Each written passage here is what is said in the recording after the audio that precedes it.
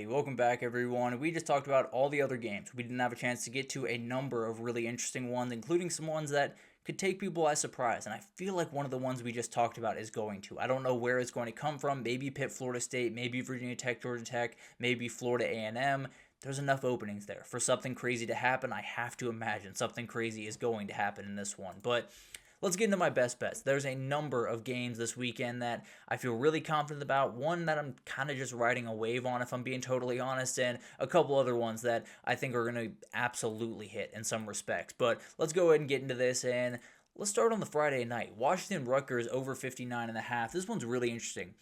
Rutgers has hit every over this season. Thus far this season, it's gone up every single week. They've hit it every single week, and their defense has plenty to do with that in some respects. They go all the way across the country to Washington. A lot of people up in the Big Ten, I don't want to say blaming travel, but using travel just a little bit too much as a reasoning for losing. I hate it, but at the end of the day, I think it's going to be really interesting. I think the Washington offense has kind of a field day in this one. They go back home, they get a little bit more comfortable. They didn't get going in that Maryland game until very late. I think they're going to get going pretty quickly in this one. I think it goes a little bit back and forth. I think Rutgers sticks around for the first half, and then the Washington offense does enough. But I think Washington could help us out a lot here. I think they could score 35, 38 points in this game, and Rutgers does enough to get us over that 60 mark. But I think it's going to be a really fun game, and I think these two teams kind of go back and forth throughout it. I got Pitt plus 10.5 against Florida State. Mason Heinschel is a very interesting quarterback. And I think there's a thing about freshman quarterbacks that continues to happen, and it's something that can't really be explained. And it doesn't happen to every young quarterback, of course. But going on the road, you don't know what you don't know. You're not nervous or not as nervous, I should say, when you just haven't been in that moment. You don't know what to expect. You kind of just go out and play football. And it's something that I think they're going to be able to do in this football game. Now, I don't know how pretty it'll be all the way throughout it, but the Florida State offense is a little bit up for debate as well. And Pitt's been able to slow some of the rushing attacks they've played this year. Can they slow down Thomas Castellanos is the big time question, but I tend to believe they're going to be able to do enough. I think Florida State wins this one, but I think it's really close, and I think there are some people tuning in late in this fourth quarter to just see if Florida State falls to 500 this season. I think they're able to pull it off, but I'm going to take Pitt plus 10.5 with the true freshman quarterback showing out just a little bit down there in Tallahassee. I'm going to take UCLA plus 8.5 against Michigan State. It's maybe dumb. I'm not arguing that. It's maybe dumb to take a team that had that emotional win, maybe is playing down just a little bit this upcoming week, isn't quite on the same wavelength that they were a week ago. I get all that. I'm going to be influenced by the Jerry Neuheisel movement. I believe that this is going to be a thing that we don't look back on as a one-off. We don't look back on as a crazy story that happened halfway through the college football season and was kind of lost to the ether. I think there's enough of an opening. I think there's enough of an offensive identity moving forward for them to score. I don't necessarily think they're going to be able to stop people defensively, but I think they're going to be able to put enough points to stay in this football game. I think it's one of those games that goes back and forth pretty much the entirety of the time. I think Michigan State's good defensively. I think Nico Imaliov is playing as good a football as I've seen him play, and if he's playing confident, he can do a lot of really special things. I think UCLA scores in this one. I think they stay in this one. Maybe they don't get a win on the road at Michigan State, but I think they find a way to keep this one close, and if I'm wrong, then at least I'm wrong riding Jerry Neuheisel and company. Indiana, Oregon, over 55.5 is one that I just think these two quarterbacks are special. I really do. I think they're both top 20, top 15 picks in the NFL draft upcoming, and I think both these guys are going to do some really incredible things against defenses that I think are really good. I really do. I think both these defenses have all the talent in the world, have the ability to shut down a lot of different teams. I also think the back end for Indiana is plenty talented. I think there's an opening here for both these offenses to get going. I think if Dante Moore doesn't get pressured, it's going to be really hard to slow him down. And I think Fernando Mendoza, I think there's an opening against the back end against Oregon. I think it's really good. I don't think it was tested against Penn State the same way Indiana can. I think they can emulate a number of the things that Penn State was able to do in that football game. And I think they're going to be able to score enough. I think we have some fun here. I think they go back and forth, and I think people look up at the end of this one and say, Indiana put up a fight. There's no doubt about that in this football game, and that offense looks a little bit more potent than some people might have expected coming into this season. Iowa State, minus 2.5 over Colorado. This is a really interesting one. Iowa State took a punch last week on the road at Cincinnati, and now they got to go to Colorado, and they got to face a Caden Salter who is kind of finding a groove. It's a very interesting team up there in Boulder where they're playing around with the quarterback a lot. The offensive line is still a question. The run game is still relatively non-existent in some respects, but they're finding a way to keep these games close. They're finding a way to fight in a lot of these things.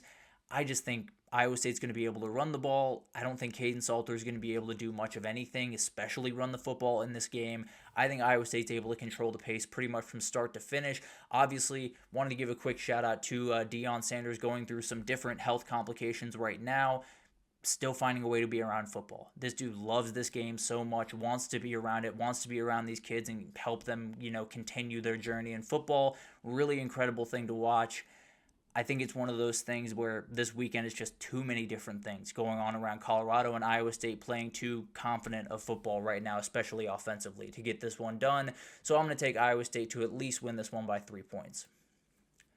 NC State, Notre Dame over 60.5.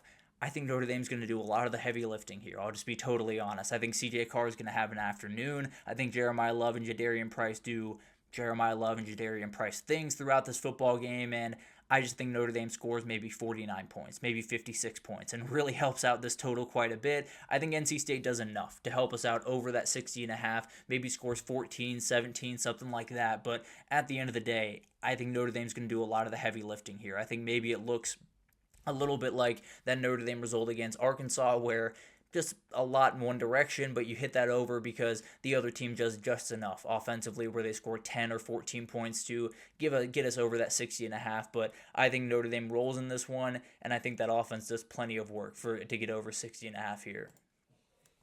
Nebraska minus 6.5 over Maryland. This one's really interesting. Maryland coming off that very tough one against Washington. Obviously, Nebraska kind of rolling, a little bit under the radar, Nebraska right about now. Obviously, you lose that game to Michigan, doesn't help by any means, but Dylan Harrell is playing really confident football. Now, he's probably got to play a little bit better. I think that offense in general has probably got to play a little bit better moving forward, but I think there's enough openings here, and I think the defense for Nebraska can make Malik Washington think a little bit too much. And that's something that happened late on that game against Washington, has happened a couple of times for Malik Washington, really young quarterbacks across the country thus far this year. I think this is one too big a step of a challenge for the young quarterback, I should say. I think Maryland's really struggled against the pass. If Dylan Harrell has time to throw the football, he is going to tear you apart. I feel really confident in that. I think Nebraska is able to win this one. I think they win at least by a touchdown, and Maryland kind of slowly starts to come back down to earth after a true collapse against Washington. And then finally, TCU minus 1.5 over Kansas State. I picked against Kansas State a number of times the last couple of weeks, and I've been wrong a lot. I feel like this is just the game where it happens. Kansas State's been a little bit all over the place the last couple of weeks, has fought a lot harder the last couple of weeks, but has fallen short against Baylor, has fallen short against a couple of teams in the Big 12 thus far. I think TCU's a little angry about how last week finished. They obviously turned over the ball twice late in that football game.